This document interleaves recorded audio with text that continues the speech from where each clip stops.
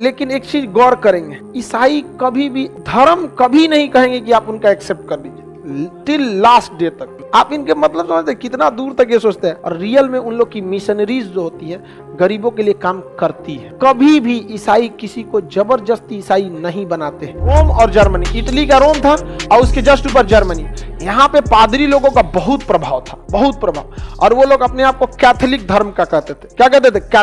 Catholic थे वो लोग। समझ में आ गया कि नहीं आ गया? कैथोलिक लोग और प्रोटेस्टेंट, जैसे सिया सुन्नी है ना, वैसे उसमें कैथोलिक और प्रोटेस्टेंट, लेकिन पढ़े लिखे लोग हैं, पैसे वाले हैं लोग, सारा विवाद छुप जाता है। कम पढ़े लिखे रहेंगे, गरीबी रहेगी, कुल बवाल बाहर दिख जाएगा। अमीरों के घर में झगड़े लड़ाई होते हैं लेकिन बाहर नहीं आ पाते। गरीबों का घरे बाहर होता है, झगड़ा होगा तो बहरवे हो जाएगा सड़कें में पंचायती हो जाती है। इन लोग में कैथोलिक लोग बहुत वर्चस्ववादी। तो मार्टिन लूथर किंग, क्या नाम था? मार्टिन लूथर, इनके खिलाफ प्रोटेस्ट किया कि आप लोग खामखा में बहुत ज्यादा राजनीतिक सामाजिक मामले में हस्तक्षेप करने लगते हैं। मार्टिन लूथर किंग का भी एक कहना सही था। आप उसकी विचारधाराओं को पढ़िएगा तो समझिएगा। साहित्य के क्षेत्र में वह व्यक्ति जाता है जो समाज में कुछ करना चाहता है। विज्ञान के क्षेत्र में वह जाना चाहता है जो कुछ करना चाहता है। विज्ञान के क्षेत्र में अगर बहुत अच्छा काम करेगा तो उसके बाद उसका सिलेक्शन होगा, बहुत सारे चीजों के बाद। लेकिन अगर कोई कुछ भी नहीं कर सकता है तो भी वो किधर जा सकता है? धार्मिक। आप अपने बाल बच्चों को धार्मिक गुरु बनाएंगे या डॉक्टर इंजीनियर बना के सेटल करेंगे? कुछ ना कुछ सेटल करना चाहेंगे। समझ में आ गया कि नहीं आ गया? धार्मिक चीजों में जाने देना चाहते हैं। इसका मतलब जो समाज के अग्रिम श्रेणी है, जो क्रीम लेवल का समाज है, वो किधर की ओर जा रहा है? आधुनिक शिक्षा की ओर। वो देश को आगे बढ़ाने के लिए इकोनॉमी में बढ़ा रहा है। ठीक है। और मार्टिन लूथर किंग का कहना था कि जो समाज के पीछे के लोग हैं, जो इस पढ़ाई को या तो एफोर्ड नहीं कर सकते हैं गरीबी की वजह से, या पढ़ नहीं सकते हैं अपने मेंटलिटी की वजह से, वो धार्मिक चीजों में जा रहे थे। और वो हमें क्यों रूल करते हैं? किसका कहना था? अच्छा, उसका कहना क्या गलत था? आप सेलेक्टेड है, पूरा एग्जाम दिया है, यूपीएससी वगैरह पीसीएस से लेकर हर एक चीज का एग्जाम दिया, उसके बाद वो सेलेक्ट हो रहा है और उसके ऊपर कोई ऐसा आदमी है जो आके रूल करेगा। इसका विरोध में, इसके खिलाफ प्रोटेस्ट किसने किया? Martin Luther. और मार्टिन लूथर किंग के साथ बहुत सारे लोग आ गए और धीरे धीरे कई सारे पादरी की शक्तियों में कमी किया गया। एक लिबरल कैटेगरी के पादरी आए और एक नई विचारधारा आई जिसे कहा गया प्रोटेस्टेंट। क्या कहा गया? प्रोटेस्ट। तो बताइए ईसाइयों में कितनी शाखा? कैथोलिक और प्रोटेस्टेंट। समझ में आ गया नहीं?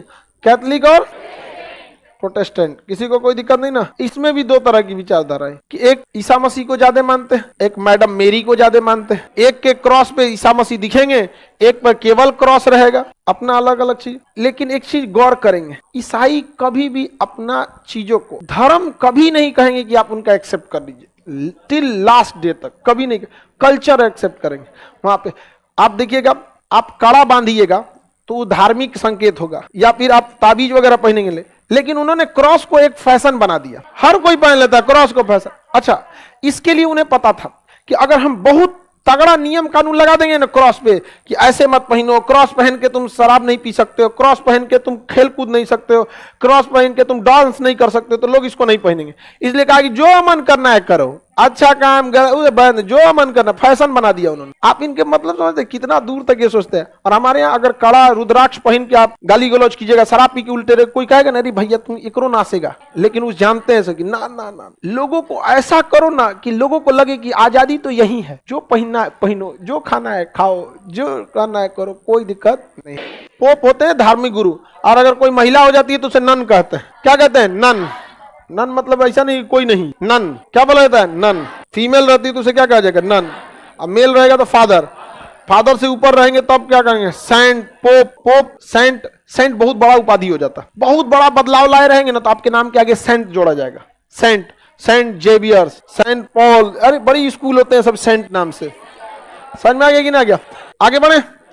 देखिएगा वो कभी भी ना नाम भगवान के नाम पर नहीं लगेगा। जीसस क्राइस्ट इंटर कॉलेज नहीं रखेगा, हम लोग रखेंगे सरस्वती शिशु मंदिर। लेकिन वो स्कूल उनका, इंफ्रास्ट्रक्चर उनका। आपकी मजबूरी है वहां अगर अच्छे पढ़ना है तो आपको क्रिश्चियन स्कूल में पढ़ाएंगे। लेकिन जानते हैं ना, इनको आराम से समझाना है। सेंट जेवियर, सेंट ये, सेंट वो, कभी ईसा मसीह के नाम पे नहीं रखेगा। देखिए कभी भी नहीं। और अगर उन्होंने रख दिया कहीं पे, बहुत उन लोग के अंदर समझदारी होती है, अगर वो धार्मिक चीज दे दिए, ईसा मसीह का फोटो लगा दिए, तो अगल बगल में हॉस्पिटल या कुछ खोल देंगे, अनाथ आश्रम, ताकि अगर धर्म देखो तो केवल देखो कि कितना ये लोग भलाई करते हैं। और रियल में उन लोग की मिशनरीज जो होती है गरीबों के लिए काम करती है, इसमें आपको कोई दो राय नहीं। वो कभी भी ईसाई किसी को जबरदस्ती ईसाई नहीं बनाते हैं।